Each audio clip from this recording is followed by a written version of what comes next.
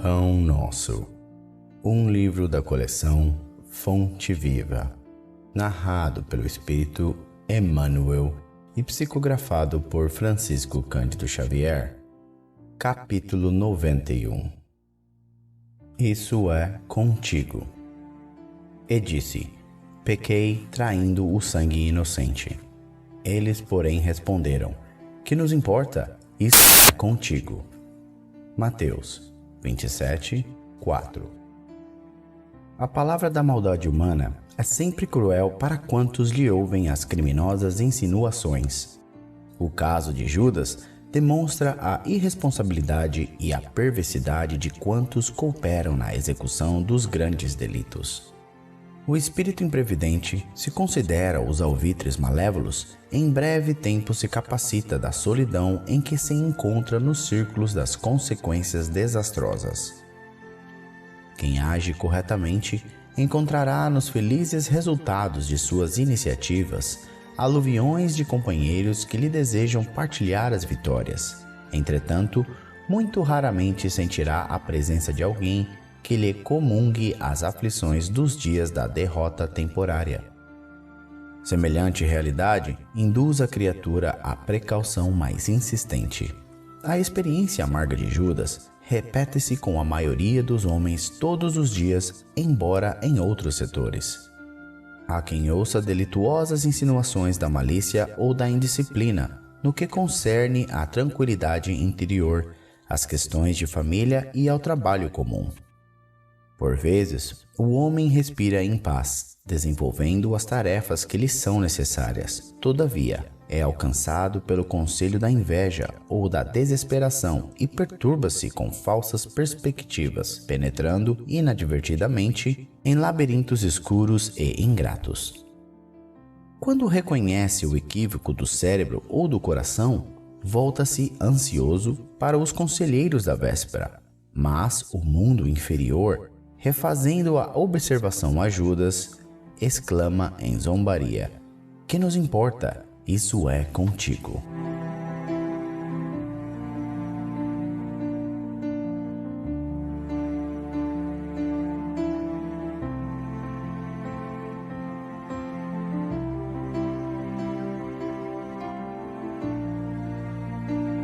Capítulo 92. Deus não desampara. E dei-lhe tempo para que se arrependesse de sua prostituição, e não se arrependeu. Apocalipse 2, 21. Se o Apocalipse está repleto de símbolos profundos, isso não impede venhamos a examinar-lhe as expressões compatíveis com o nosso entendimento, extraindo as lições suscetíveis de ampliar-nos o progresso espiritual. O versículo mencionado proporciona uma ideia da longanimidade do Altíssimo, na consideração das falhas e defecções dos filhos transgressores. Muita gente insiste pela rigidez e irrevogabilidade das determinações de origem divina. Entretanto, compete-nos reconhecer que os corações inclinados a semelhante interpretação ainda não conseguem analisar a essência sublime do amor que apaga dívidas escuras e faz nascer novo dia nos horizontes da alma. Se entre juízes terrestres existem providências fraternas, qual seja a da liberdade sob condição, seria o tribunal celeste constituído por inteligências mais duras e inflexíveis? A casa do Pai é muito mais generosa que qualquer figuração de magnanimidade apresentada até agora no mundo pelo pensamento religioso. Em seus celeiros abundantes, há empréstimos e moratórias, concessões de tempo e recursos que a mais vigorosa imaginação humana jamais calculará. O Altíssimo fornece dádiva a todos e, na atualidade, é aconselhável medite o homem terreno nos recursos que lhe foram concedidos pelo céu para arrependimento, buscando renovar-se nos rumos do bem. Os prisioneiros da concepção de justiça implacável ignoram os poderosos auxílios do Todo-Poderoso, que manifestam através de 1000 modos diferentes. Contudo, os que procuram a própria iluminação pelo amor universal sabem que Deus dá sempre e que é necessário aprender a receber.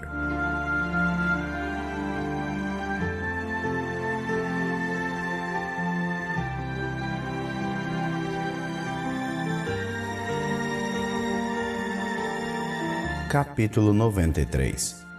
O Evangelho e a Mulher.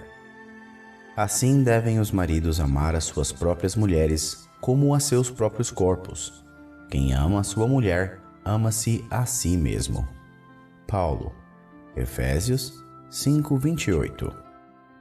Muita vez, o apóstolo dos gentios tem sido acusado de excessiva severidade para com o elemento feminino.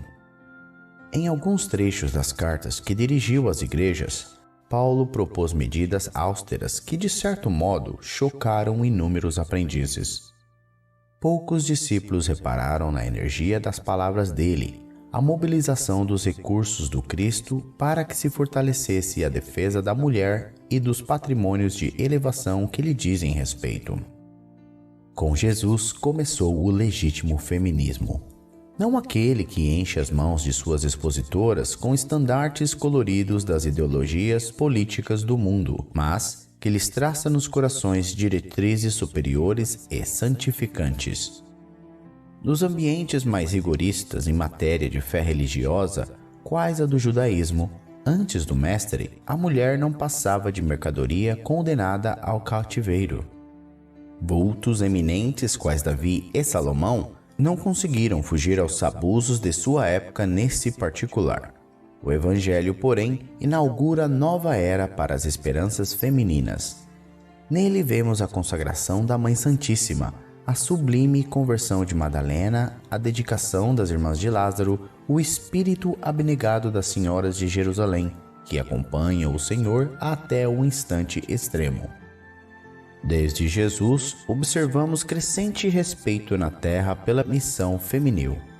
Paulo de Tarso foi o consolidador desse movimento regenerativo.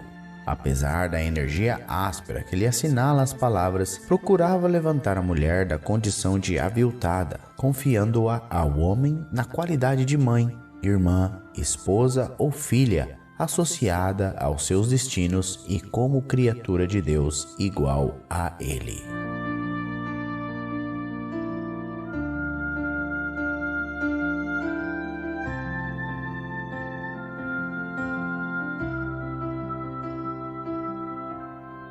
Capítulo 94. Sexo. Eu sei e estou bem certo no Senhor Jesus, que nenhuma coisa é de si mesmo imunda, a não ser para aquele que a tem por imunda. Paulo, Romanos 14:14. Quando Paulo de Tarso escreveu esta observação aos romanos, referia-se à alimentação, que na época representava objeto de áridas discussões entre gentios e judeus. Nos dias que passam, o ato de comer já não desperta polêmicas perigosas. Entretanto, podemos tomar o versículo e projetá-lo noutros setores de falsa opinião. Vejamos o sexo, por exemplo. Nenhum departamento da atividade terrestre sofre maiores aleives. Fundamente cego de espírito, o homem, de maneira geral, ainda não consegue descobrir aí um dos motivos mais sublimes de sua existência. Realizações das mais belas na luta planetária, quais sejam as da aproximação das almas na paternidade e na maternidade, a criação e a reprodução das formas, a extensão da vida e preciosos estímulos ao trabalho e a regeneração, foram proporcionadas pelo Senhor às criaturas por intermédio das emoções sexuais. Todavia, os homens menoscabam o lugar santo, povoando-lhe os altares com os fantasmas do desregramento. O sexo fez o lar e criou o nome de mãe. Contudo, o egoísmo humano deu-lhe em troca absurdas experimentações de animalidade, organizando para si mesmo provações cruéis. O pai ofereceu o santuário aos filhos, mas a incompreensão se constitui em oferta deles. É por isso que romances dolorosos e aflitivos se estendem através de todos os continentes da Terra. Ainda assim, mergulhados em deploráveis desvios, pergunta o homem pela educação sexual, exigindo-lhe os programas.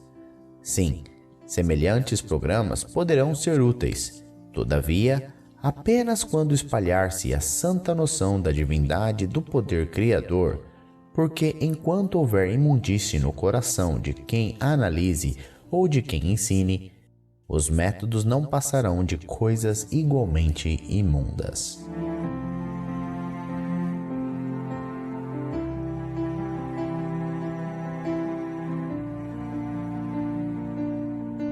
Capítulo 95. Esta é a mensagem. Porque esta é a mensagem que ouvistes desde o princípio, que nos amemos uns aos outros. 1 João 3:11. Em todo o mundo sentimos a enorme inquietação por novas mensagens do céu. Forças dinâmicas do pensamento insistem em receber modernas expressões de velhas verdades, ensaiando-se criações mentais diferentes. Notamos, porém, que a arte procura novas experimentações e se povoa de imagens negativas, que a política inventa ideologias e processos inéditos de governar e dilata o curso da guerra destruidora, que a ciência busca desferir voos mais altos e institui teorias dissolventes da concórdia e do bem-estar. Grandes facções religiosas efetuam um trabalho heróico na demonstração da eternidade da vida, suplicando sinais espetaculares do reino invisível ao homem comum. Convenhamos que haverá sempre benefício nas aspirações elevadas do espírito humano, quando sinceramente procura as vibrações da natureza divina. Todavia, necessitamos reconhecer que se há inúmeras mensagens substanciosas, edificantes e iluminadas na Terra, a maior e mais preciosa de todas, desde o princípio da organização planetária, é aquela da solidariedade fraternal, no amemo-nos uns aos outros. Esta é a recomendação primordial. Sentindo-a, cada discípulo pode examinar nos círculos da luta diária o índice de compreensão que já possui acerca dos desígnios divinos. Mesmo que esse ou aquele irmão ainda não a tenha entendido, inicia a execução do paternal conselho em ti mesmo. Ama sempre. Faze todo o bem. Começa estimando os que te não compreendem, convicto de que esses mais depressa te farão melhor.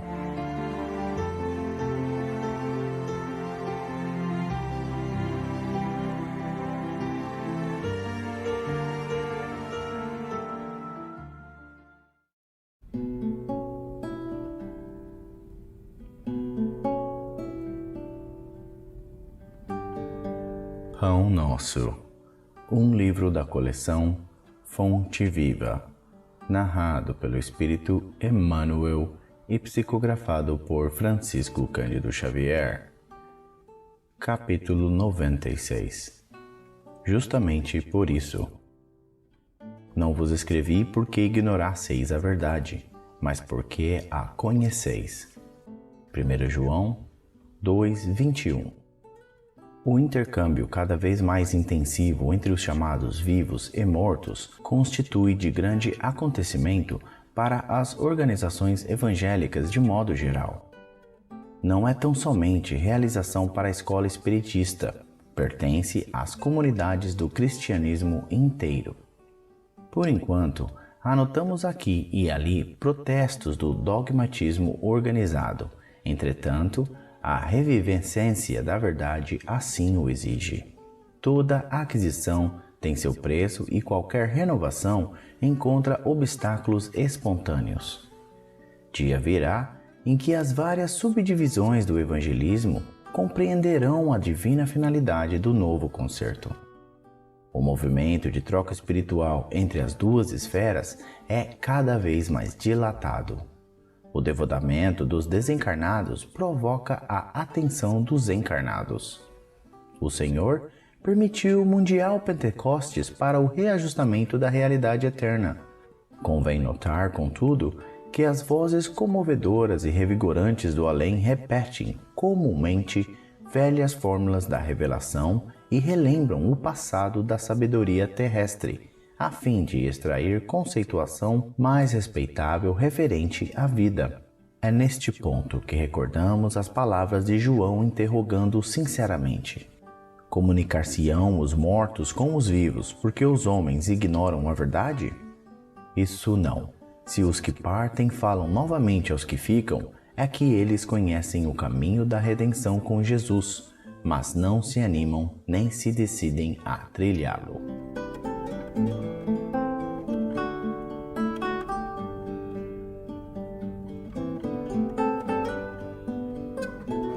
Capítulo 97. Conserva o modelo. Conserva o modelo das sãs palavras. Paulo, 2 Timóteo 1:13.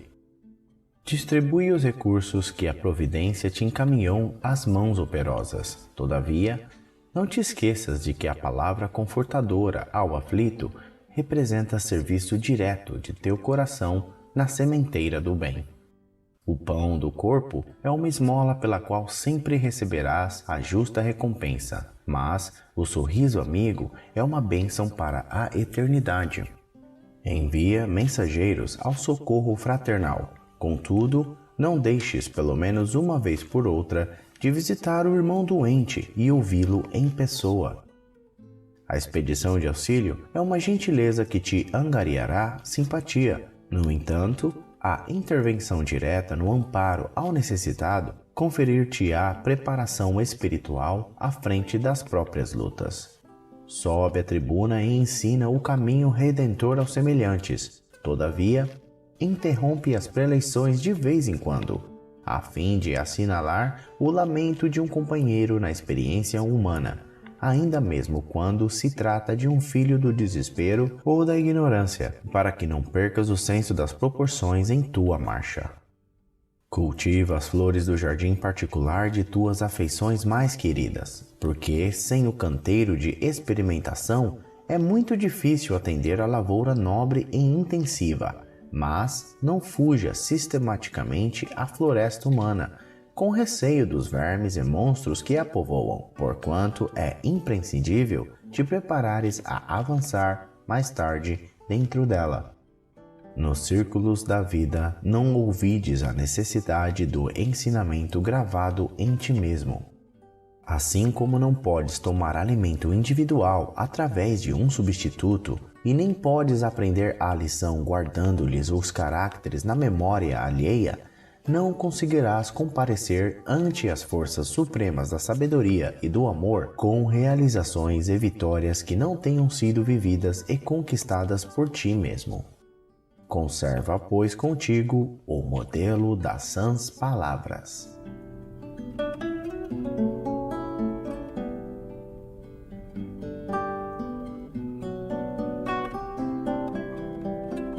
Capítulo 98. Evita contender. Ao servo do Senhor não convém contender. Paulo, 2 Timóteo 2:24.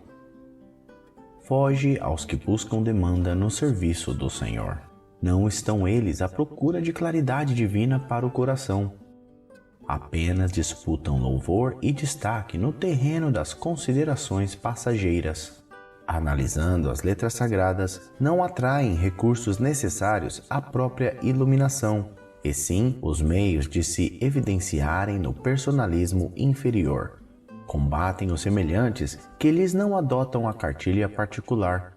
Atiram-se contra os serviços que lhes não aguardam o controle direto. Não colaboram senão do vértice para a base. Não enxergam vantagem senão nas tarefas de que eles mesmos se incumbem. Estimam as longas discussões a propósito da colocação de uma vírgula e perdem dias imensos para descobrir as contradições aparentes dos escritores consagrados ao ideal de Jesus. Jamais dispõem de tempo para os serviços da humildade cristã, interessados que se acham na evidência pessoal. Encontram sempre grande estranheza na conjugação dos verbos ajudar, perdoar e servir. Fixam-se invariavelmente na zona imperfeita da humanidade e trazem as arragues nas mãos pelo mau gosto de vergastar. Contendem acerca de todas as particularidades da edificação evangélica e, quando surgem perspectivas de acordo construtivo, criam novos motivos de perturbação. Os que se incorporam ao Evangelho Salvador, por espírito de contenda, são dos maiores e dos mais sutis adversários do reino de Deus. É indispensável a vigilância do aprendiz, a fim de que não se perca no desvario das palestras contundentes e inúteis.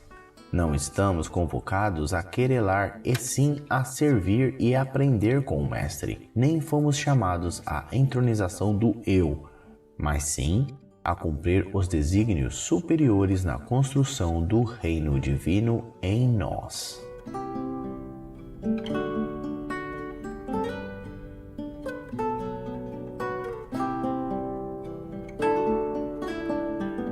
Capítulo 99. Com ardente amor. Mas, sobretudo, tende ardente caridade uns para com os outros. Pedro, 1 Pedro 4:8.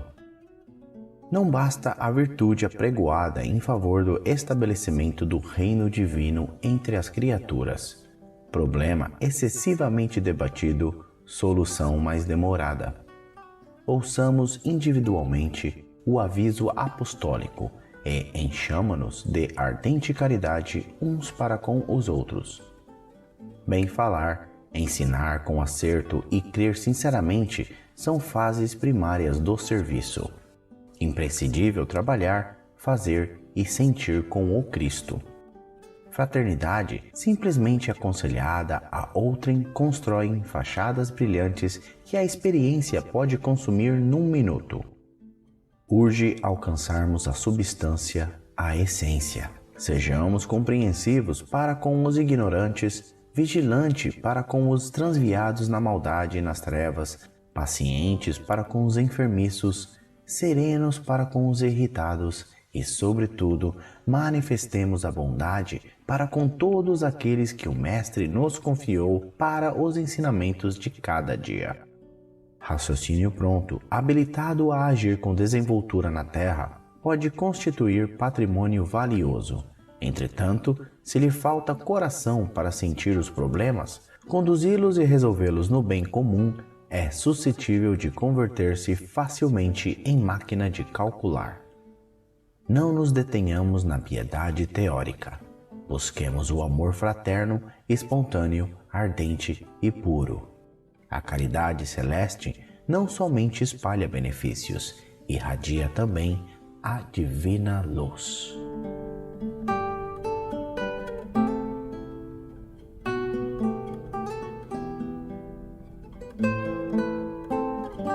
Capítulo 100.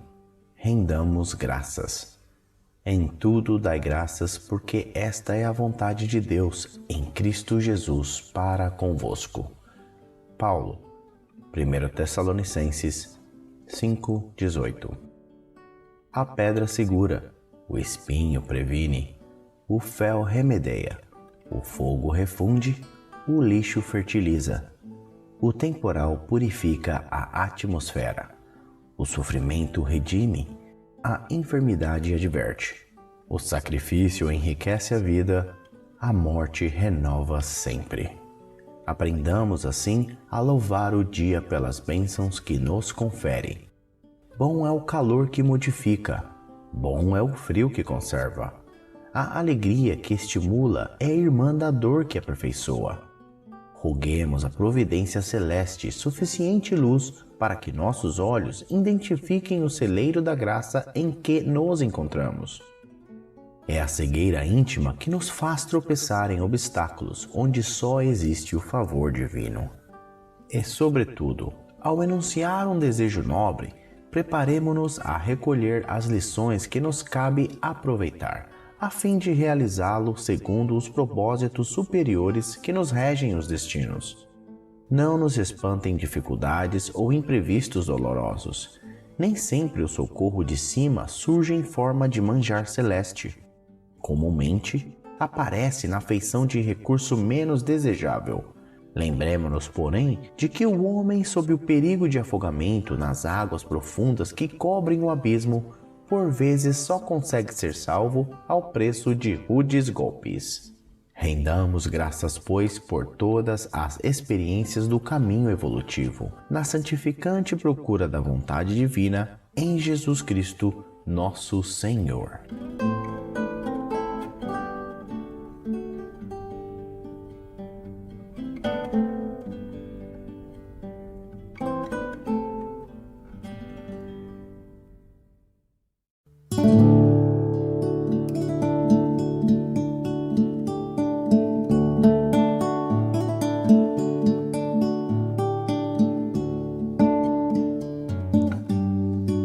Pão Nosso, um livro da coleção Fonte Viva, narrado pelo Espírito Emmanuel e psicografado por Francisco Cândido Xavier. Capítulo 101. Resiste à tentação. Bem-aventurado o homem que sofre a tentação. Tiago 1:12. Enquanto nosso barco espiritual navega nas águas da inferioridade, não podemos aguardar isenção de ásperos conflitos interiores. Mormente na esfera carnal, toda vez que empreendemos a melhoria da alma, utilizando os trabalhos e obstáculos do mundo, devemos esperar a multiplicação das dificuldades que se nos deparam em pleno caminho do conhecimento iluminativo. Contra o nosso anseio de claridade, temos milênios de sombra. Antepondo-se-nos a mais humilde aspiração de crescer no bem, vigoram os séculos em que nos comprazíamos no mal. E é por isso que, de permeio com as bênçãos do alto, sobram na senda dos discípulos as tentações de todos os matizes. Por vezes, o aprendiz acredita-se preparado a vencer os dragões da animalidade que lhe rondam as portas. Todavia, quando menos espera, eis que as sugestões degradantes o espreitam de novo, compelindo-o à porfiada batalha. Claro, portanto, que nem mesmo a sepultura nos exonera dos atritos com as trevas, cujas raízes se nos alastram na própria organização espiritual. Só a morte da imperfeição em nós livrar-nos-á delas. Haja, pois, tolerância construtiva em derredor da caminhada humana, porque as insinuações malignas nos cercarão em toda parte, enquanto nos demoramos na realização parcial do bem. Somente alcançaremos libertação quando atingirmos plena luz. Entendendo a transcendência do assunto, o apóstolo proclama bem-aventurado aquele que sofre a tentação. Impossível por agora qualquer referência ao triunfo absoluto, porque vivemos ainda muito distantes da condição angélica. Entretanto, bem-aventurados seremos se bem sofremos esse gênero de lutas, controlando os impulsos do sentimento menos aprimorado e aperfeiçoando-o pouco a pouco à custa do esforço próprio, a fim de que não nos entreguemos inermes às sugestões inferiores que procuram converter-nos em vivos instrumentos do mal.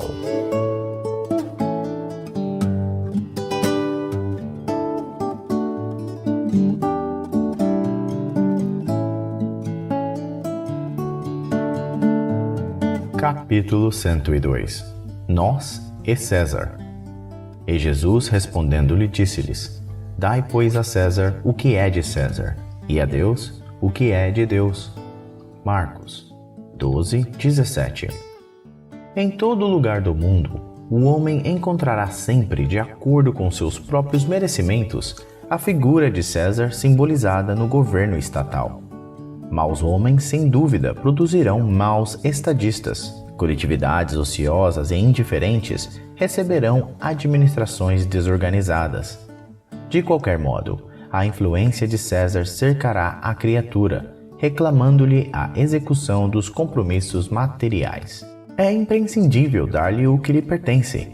O aprendiz do Evangelho não se deve invocar princípios religiosos ou idealismo individual para eximir-se dessas obrigações. Se há erros nas leis, lembremos a extensão de nossos débitos para com a providência divina e colaboremos com a governança humana, oferecendo-lhe o nosso concurso em trabalho e boa vontade, conscientes de que desatenção ou revolta não nos resolvem os problemas.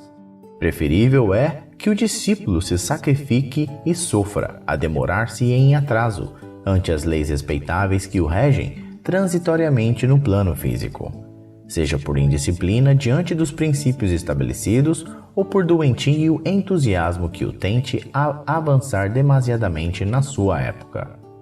A decretos iníquos, recorda se já cooperaste com aqueles que te governam a paisagem material. Vive em harmonia com os teus superiores e não te esqueça de que a melhor posição é a do equilíbrio. Se pretendes viver retamente, não dês a César o vinagre da crítica acerba. Ajuda-o com o teu trabalho eficiente no sadio desejo de acertar, convicto que ele e nós somos filhos do mesmo Deus.